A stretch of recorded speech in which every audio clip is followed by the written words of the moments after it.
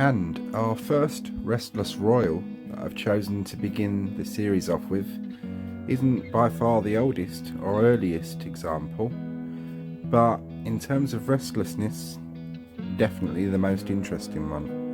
And that's King Edward the First, who we're looking at here, nicknamed Hammer of the Scots and Longshanks for his great height in an age when not many people were that tall. And Edward was renowned for his height, which can be well proven out, as we'll find more about in our documentary. King Edward was born in June 1239 in the old Palace of Westminster in London.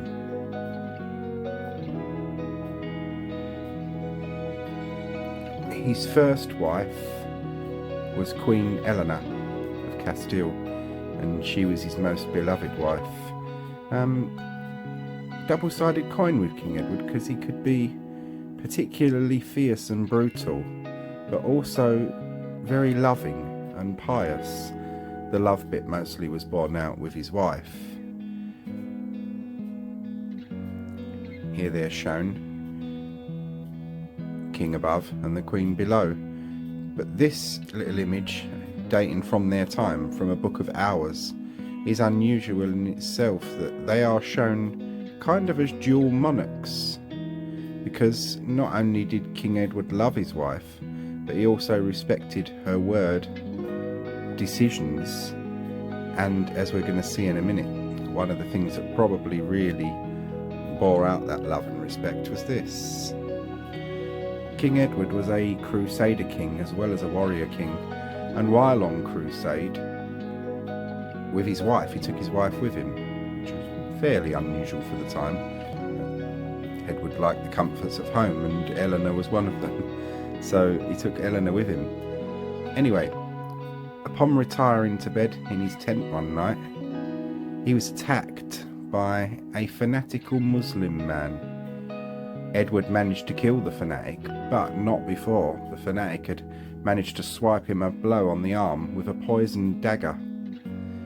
As you can see, the knights in the background, fearful of what to do, sent for the Queen, who upon entering the tent had the very good sense to suck the poison out of the king's arm. People were amazed by the tenacity and the bravery of this Queen, and so was Edward. And when she did that, he looked at them and said, "There, my lords, is such a Queen." So that's just a little bit of their lives. But our main part of the story we pick up in is summer 1307. King Edward, Longshanks, the Hammer of the Scots, marches north with his army for what would prove to be the old warrior king's last campaign, heading towards Scotland to meet and battle against the forces of Robert the Bruce. During the journey north, the king, by this point an old man nearing his 70th year, contracted dysentery. On the night of the 6th of July 1307, the king and his forces were encamped at Burr on the Sands in Cumberland. But in the morning, when his servants came to wake and attend upon him, they found the king mere moments away from death. He died in their arms early in the morning on the 7th of July 1307. The king's body was washed and eviscerated and embalmed as per normal medieval practice for a great monarch or person of great importance. The evisceration process entailed taking out the king's heart and bowels and embalming him with spices and unguents, and using methods that are long lost to us, but obviously worked very well, as we will find out.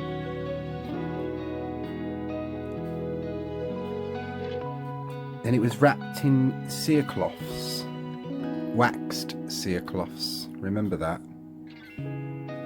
And then the body made the long and arduous journey back south, resting temporarily at Westminster Abbey, and then making the rest of the journey towards the intended place of burial, which was Westminster Abbey. The late king's body was eventually laid to rest on the 27th of October 1307, which was some 3 months and 20 days after his death, and this speaks volumes as to the skill of the medieval embalmers. Bearing in mind that Edward wasn't sealed in a lead coffin, and that there are good accounts of the funeral, and none of them include a foul or bad smell, and that was commented on other medieval kings' funerals, so they obviously did a good job. The funeral service was performed by the king's friend and confidant, Bishop Anthony Beck. Interestingly enough, Beck served as Bishop of Durham, but was also the Latin Patriarch of Jerusalem, one of the king's oldest companions, having accompanied Edward on crusade when they were both young, which is where we saw the poison dagger incident. Edward was buried in the chapel of St Edward the Confessor, in the arch next to where his own father, King Henry III, was buried. King Henry III being the king who had Westminster Abbey rebuilt, giving us what we see today. Edward's tomb, unlike that of his father King Henry's, is easily accessible and is very plain and simple, as we'll see in a little while. It was always quite a plain tomb, and we see it today a lot plainer than it was, but there is evidence that upon medieval coronations the tomb had a pall of cloth of gold hung over it, and this engraving from 1701 shows us that the tomb originally had metal railings decorated with fleur-de-lis and bust images at either end, which are believed to be images of the king. It isn't known when and why the railings were taken away, but they were still in place in 1777. And here this is what we see with the plainness of Edward's tomb. In my part of the video, St Edward's Chapel, the public can't go into that, it's a very sacred area. So we view the tombs from the North Ambulatory. We're looking at the fronts of the tombs from inside St Edward's Chapel in this early image from the 20th century, from the early 20th century. The tomb to the left, the very plain box, is Edward's tomb, by now with its railings missing. And the tomb directly next to it is that of Edward's father, King Henry III. And as you can see, this tomb is very much more lavish than Edward's, and that is by Edward's own design and making, because interestingly enough, we'll cover this later on in another Restless Royal documentary, but Henry III wasn't originally buried in this spot, but we'll cover that another time. So yeah, now we've discussed a little of the history of this king and his tomb, please join me at Westminster Abbey in the present, at the tomb of this most famous / infamous king, and you're going to join me there, his last resting place, where we'll discuss a little bit more of this restless royal corpse. So join me in Westminster Abbey. And here, ladies and gentlemen, you're looking at a very simple tomb of King Edward I, Rex Edward Scotorum Malleum Est, which is King Edward, Hammer of the Scots. Some say that that's a later addition, though, that inscription. But like with King Henry III, who was later moved into another tomb, as I said, the royals didn't always stay where they were. Let's give you some details first. King Edward I is the son of King Henry III, whose tomb you've just seen. And his successor is King Edward II. He was born in 1239 in the Palace of Westminster, and he died in 1307.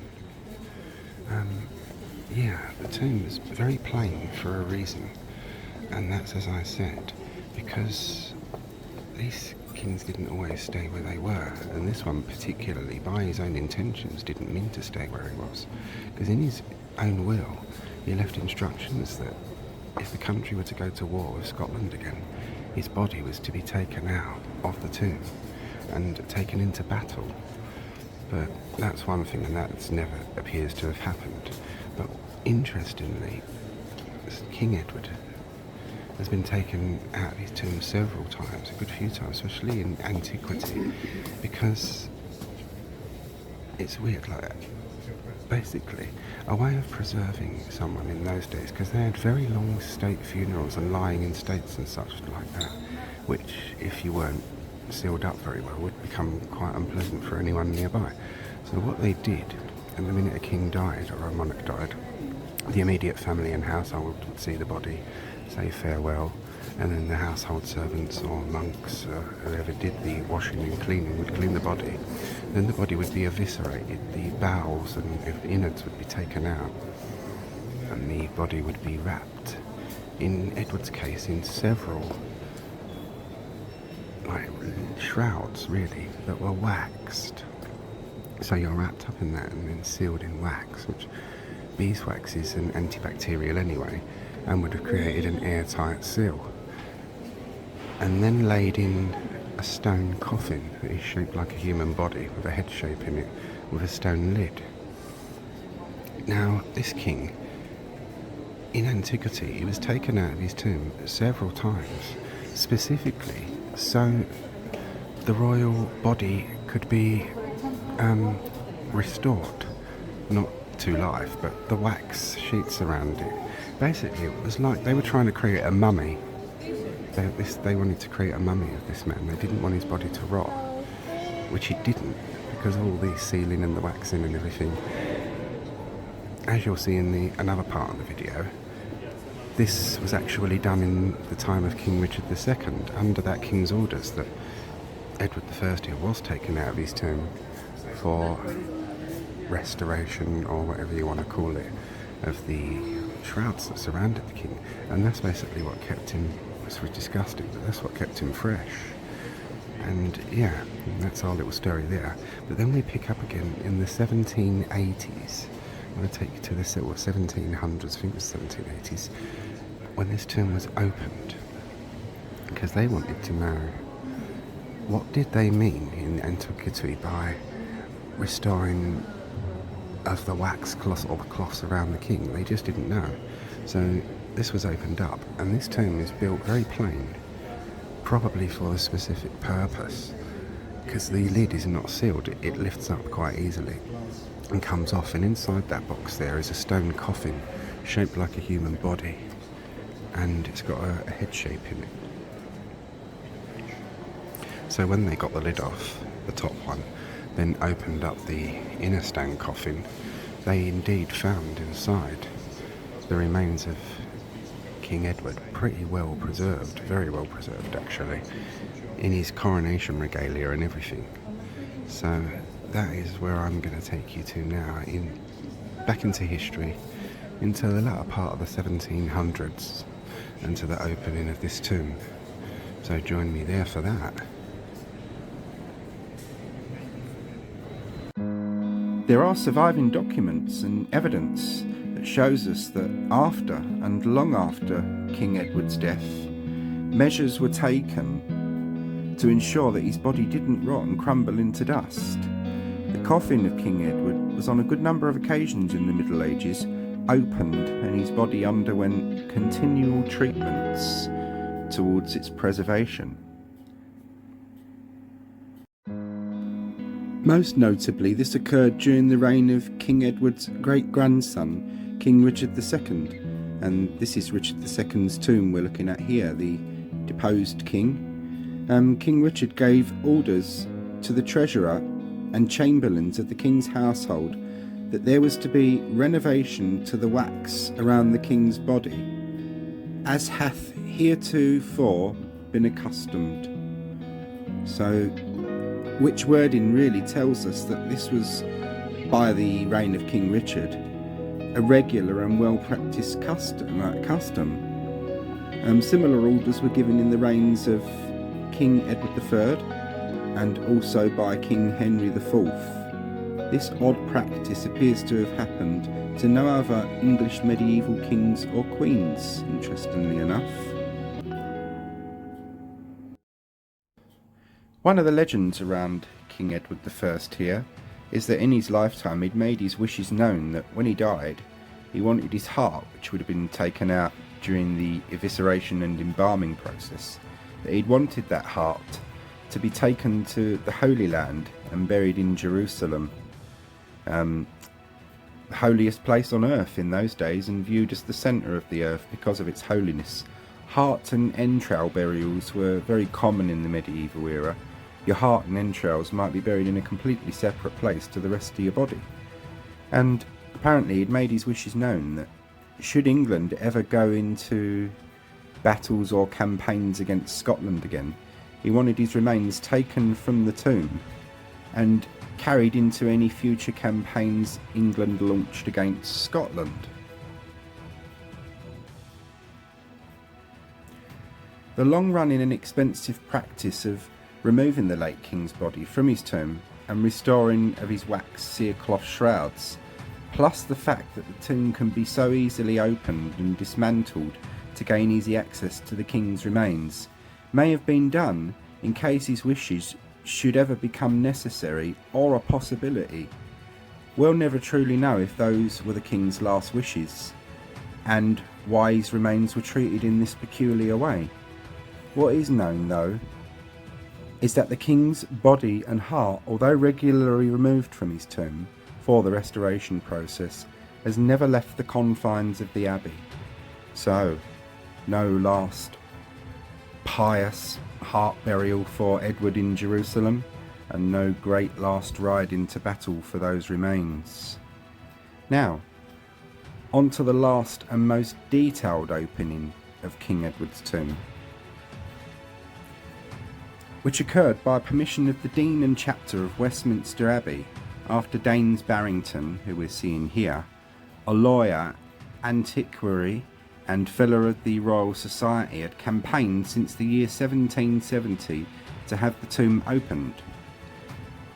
To discover exactly what had been meant by all those medieval references to the wax renovations of the king's body, and to also fulfil a morbid curiosity and see exactly what they'd find inside the tomb. During the Georgian era, there was a big phase of opening tombs, both English and Egyptian, that really took off, and people would, if they were given permission, or really let themselves go. Permission was granted 4 years after the first appeal, and the tomb was opened on Monday the 2nd of May 1774, and a full account of its opening was made by Sir Joseph Ayloffe. Unfortunately, I can't find any images of him. With the poet-painter William Blake, who we see here, brought in to make drawings of what they found. And when they approached the tomb and attempted to pry open the lid, this is exactly what they found and described. So, on to that part. Monday, the 2nd of May, 1774, and our small group of explorers, abbey officials and clergy were all assembled, and no doubt breathlessly awaiting what they'd find inside this tomb. So, they approached the tomb, and upon attempting to open its stone lid, they discovered that it was unsealed and easily lifted off. This is another hint towards the frequent access required for the restoration of the wax around the king's body, and also possibly another hint towards his final wishes, which would have required the tomb to be easily accessible. Inside the outer stone coffin chest that we see in my section of the video, and that we've just seen in the image just now, was found to be an inner stone coffin made of fine quality Purbeck marble and resting on a fine layer of rubble, and measured 6 foot 7 inches in length. And here we get actual proof of the king's well-earned nickname of Edward Longshanks. The perfectly fitted lid and outer surfaces of the inner stone coffin showed traces of probably having been covered in gold leaf at one point, long since worn away by 1774 though. Opening the lid of the inner stone coffin, Barrington and Aloff's first sight is what we're seeing here, the body of King Edward, which they discovered had been wrapped in a great coarse square mantle of linen, thickly waxed on its underside, the side in contact with the king's body. This wax shroud completely enveloped the king's body, all but the top of the king's head, which, as we can see from Blake's drawing here, shows exactly what they saw, which was the top of the king's head exposed, wearing a circlet crown of copper and gold gilt.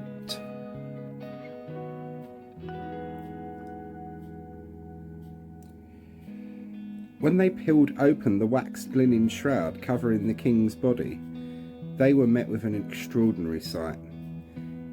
The king's body was revealed, with a piece of much degraded red silk covering his face. As you can see from Blake's drawings, the king's body was originally laid to rest, wearing the fine and richly embroidered garments and regalia, and bearing the symbols of kingship, which he'd worn to his own coronation on the 19th of August 1272 in Westminster Abbey. Bear that regalia in mind. Although a little bit on the morbid side, our Georgian tomb raiders were utterly stunned, fascinated and quite humbled by what they were seeing. The king's body was found to be entire and whole, with little to no decomposition.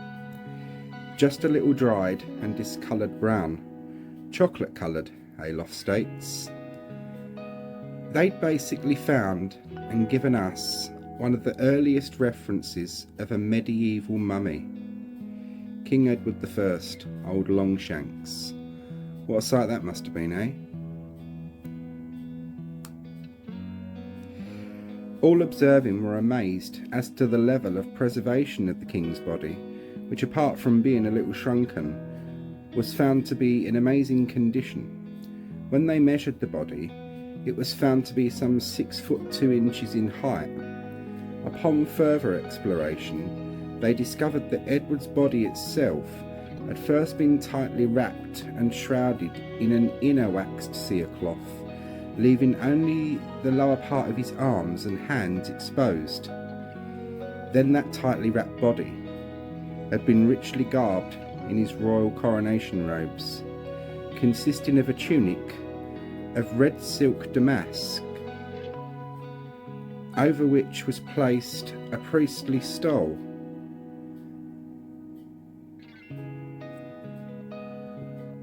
richly worked in gold and embroidered with gemstones, and hundreds of tiny little seed pearls it worked into its design. Over all of this, King Edward wore a rich mantle of crimson satin, which is what we're looking at an example of here, held in place with a brooch of gilt metal inset with glass stones. Then covering all from the waist down was a piece of gold cloth. Now this is bloody interesting and relevant even to this day, as King Edward I was and still lies dressed in the exact same style of robes that British monarchs have been wearing to their coronations for centuries. And look out for this if you watch the coronation of King Charles, and you'll see these robes. The lower cloth of gold layer that Edward is wearing is called a supertunica, and this is what we're seeing here. And over this, then and now, at coronations, our sovereigns wear a priestly stole to indicate the sacred elements of their role on earth as God's representative.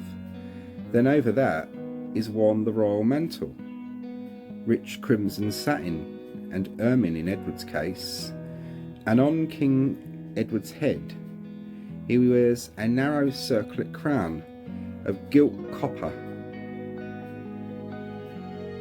In the king's right hand was a 2.5 foot long sceptre topped with a cross, and in his left hand was a 5 foot long rod topped with a dove and decorated with green enamel.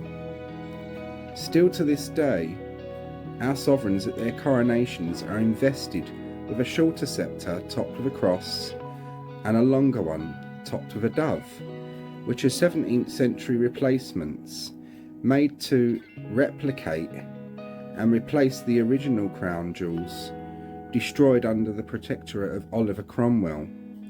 Those original crown jewels were originally part of the grave goods of King and St Edward the Confessor, removed from his coffin when his body was moved by King Henry III, when he had Westminster Abbey rebuilt. We're seeing Henry III here, and he holds Westminster Abbey in his arms. And he had the Confessor moved into the shrine that we see him in today.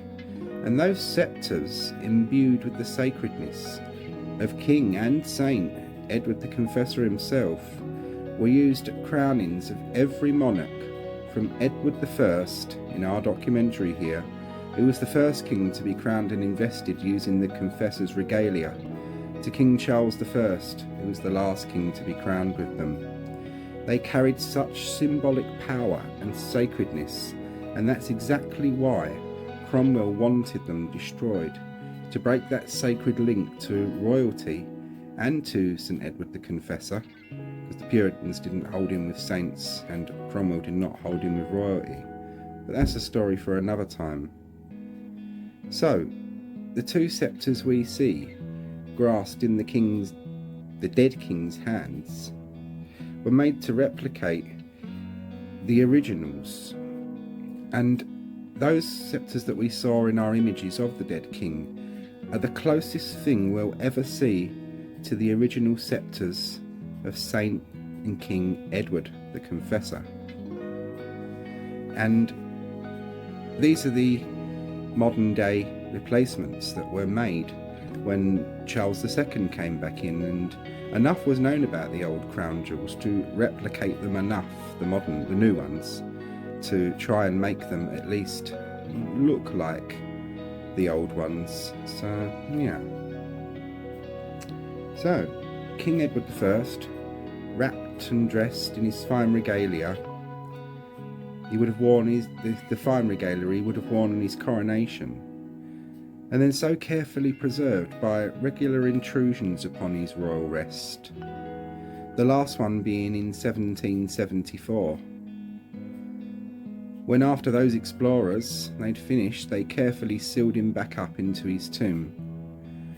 And there rests to this day a king dressed in all his state and power, yet gone to that same equal location and journey all of us are going to have to someday take.